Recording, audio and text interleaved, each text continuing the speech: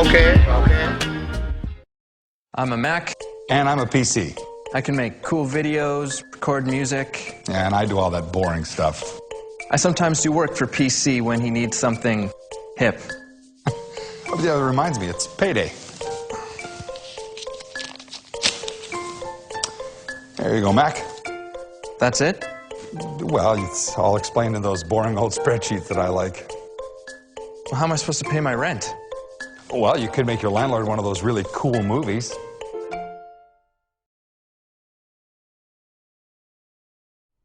Hey there guys, it's your tech instructor here again.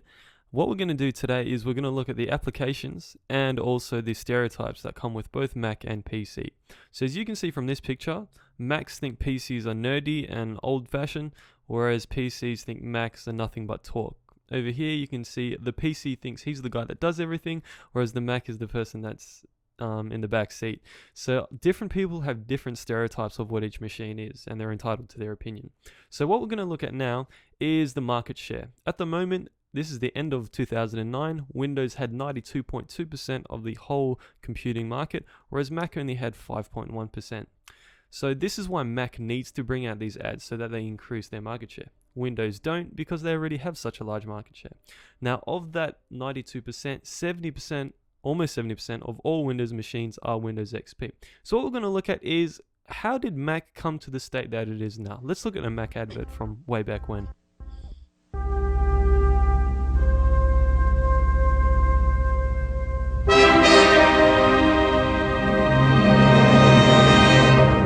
You can wait until year's end to cross the bridge to the 21st century. Or you can cross over now through a secret side door. Presenting the all-new Power Macintosh G3.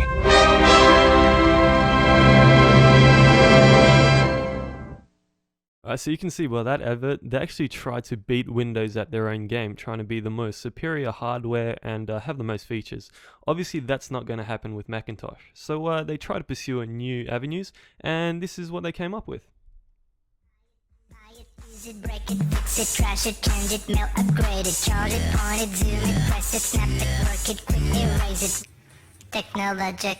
Buy it, use it, break it, fix it, trash it, change it, mail, upgrade it, charge it, point it, zoom it, press it, snap it, work it, quick erase it, write it, cut it, paste it, save it, load it, check it, quick rewrite it. Buy it, use it, break it, fix it, trash it, change it, mail, upgrade it, charge it, point it, zoom it, press it, snap it, work it, quick erase it. Technologic. So the iPod is definitely what revolutionized the perception of Apple from being a boring old company to being something that's a lot more relevant in today's culture. I have to tell you myself, before Apple implemented Pentium chips into their computers, I would not be caught dead having an Apple. It's when they implemented the Intel processors that everything changed. So what we're going to start looking at is the differences in applications between Apple and Windows, and then from there we'll derive which one is better in terms of application support, and then general usability. Alright guys, so when we look at the operating systems and we compare just the navigation between the two, it does seem that Mac OS X is a little bit nicer to navigate around. With the exterior design, the Macs usually do look quite nice, streamlined and not sharp. They've always got smooth edges and whatnot. When you look at a Windows machine, it's unfair to compare a Mac to one Windows machine because there are thousands of vendors that make different types of cases and monitors and etc. So to get a Windows machine, it's difficult to quantify. When you have hardware, with Mac you're either choosing option A, B or C. With Windows, there are, once again, thousands of vendors making computers, and they all have different types of hardware, and you can upgrade that hardware over time. With a Mac, you can't upgrade. You pretty much throw it away and get a new Mac. You can upgrade RAM and small pieces, but as a whole, there's nowhere near as much customization with a Mac as there is with a PC. Now, when you get to integrated accessories, yes, you do get a really bad mouse with a Mac, and you get the keyboard is quite nice.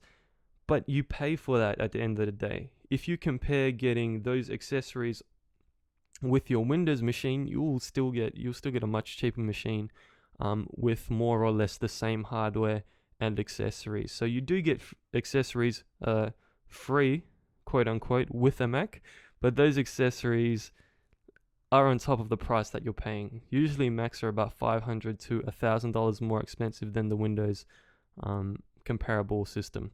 Now, price, newly affordable versus low-cost models available. If you get the bottom of the line Windows machine versus a Mac, it'll be a ridiculously amount cheaper. If you get the top of the line Windows machine versus a comparable Mac, the Windows machine 9 times out of 10 will still be cheaper. So with support, limited warranty, install Genius bars versus PC, better warranty. Once again, depends where you buy it. Now what we're going to look at now is the average user. What would they choose? Would they choose a PC or would they choose a Mac? Now we have Joe Average. He might just use it for a webcam. He might use it to browse the internet. And for that, both systems are definitely comparable. A Windows system would be much cheaper. So he might go with the Windows machine. A family guy, the guy who uses all these multimedia things like his photos, his video editing, etc., that's a lot simpler with a Mac. Once again, you are paying the extra money, the $1,000 for those little tools here and there. With the worker, you definitely would get a PC over a Mac because there are thousands of applications that are available only on Windows that are not available on Mac. Mac are trying to catch up. For example, they have gotten Microsoft Office and all these things that we are accustomed to in day-to-day life. But when you come to specialized applications, aside from graphics design and video editing, pretty much everybody is going to choose a PC. A graphics artist, once again, I said editing and graphics. The reason being is with Mac, it's a niche market of these graphics artists who do prefer Macs, and because of that, that software is constantly being updated on Macs, where it may not be to that similar extent on a PC. All in all, when you think of it, work is what drives the industry. It's all about money, computing. So the people who use it at work is going to be the largest market share, and because of that, the vendors and the people who make this software are going to cater to the larger market.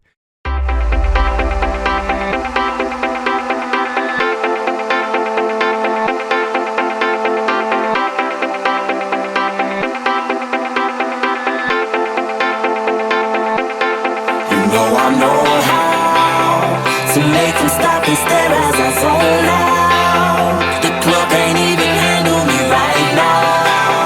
Watching me, I go all out. The club can't even handle me right now. The club can't even handle me right now.